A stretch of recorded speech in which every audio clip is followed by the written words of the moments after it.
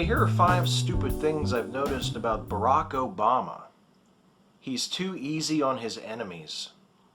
There was a moment during the second presidential debate when Obama put Romney in his place for suggesting that the administration had played politics following the attack on the U.S. Embassy in Libya. Obama looked Romney square in the eye across that stage and sternly delivered a verbal bitch slap. He put Romney down. It was quite a moment.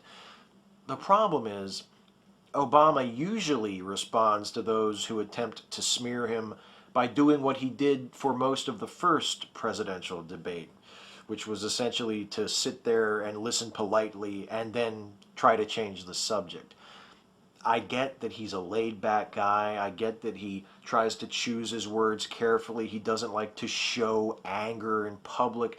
I actually really like those things about him, but when people, and I'm not just talking about the Sean Hannitys and Rush Limbaughs of the world, but members of Congress, start questioning your citizenship or accusing you of being a would-be Marxist dictator, it can't hurt to smack a few of those guys around. I mean, come on, Mr. President, appeal to your base.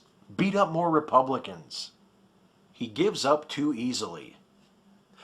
Remember during the negotiations prior to the passage of the Affordable Care Act when President Obama said, "These reforms must include a public health insurance option." And then the Republicans all said, "We don't want a public option." And then Obama said, "You got it. No public option." And then all the Republicans voted against it anyway. Well played, Mr. President. His short game sucks.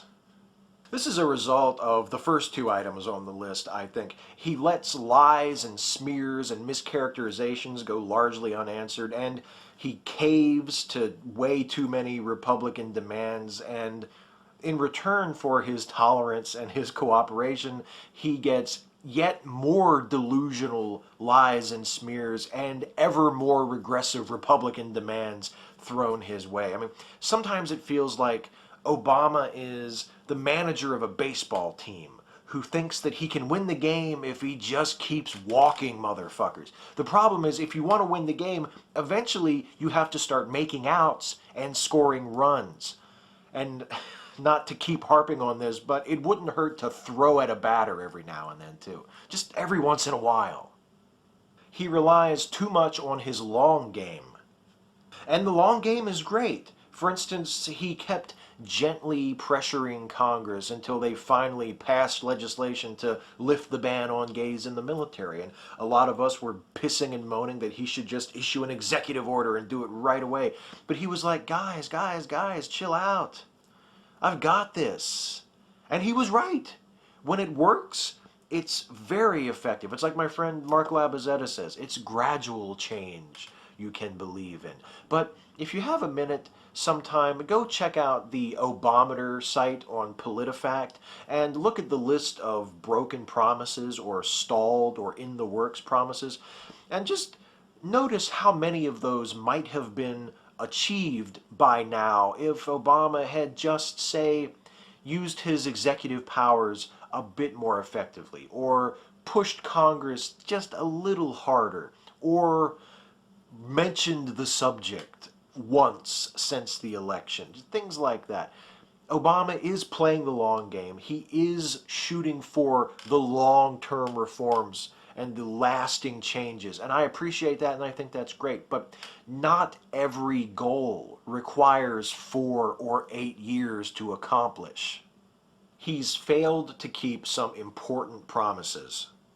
Obama is not a failed president. He has some very impressive accomplishments to this point, and a really strong case to make for a second term. But take another look at that list of broken promises from PolitiFact. Many of them are relatively minor, at least from our perspective in the United States, like failing to reorganize federal funding for autism, or failing to negotiate an agreement between the opposing factions on Cyprus. But a lot of them are pretty significant, and not just significant, things that were important parts of his election campaign in 2008. Things like failing to close the prison camp at Guantanamo Bay, failing to reject and replace the Military Commissions Act, failing to raise the federal minimum wage, failing to get behind a new manned moon mission by the year 2020. Okay, so that last one wasn't ever a major keystone of his campaign, but it was important to me, god damn it. And look, you can point out that being president is a really busy job. You can point out that he did make a shit ton of promises. You can point out that president is not dictator, and he has to work with a Congress that has been packed with Republicans who have been determined these last 4 years to block his every move. And all of those things are totally fair. But that list of broken promises goes on for 5 pages. Some of that shit would have been real nice to have. The hardest part is only picking 5. Catch you next time.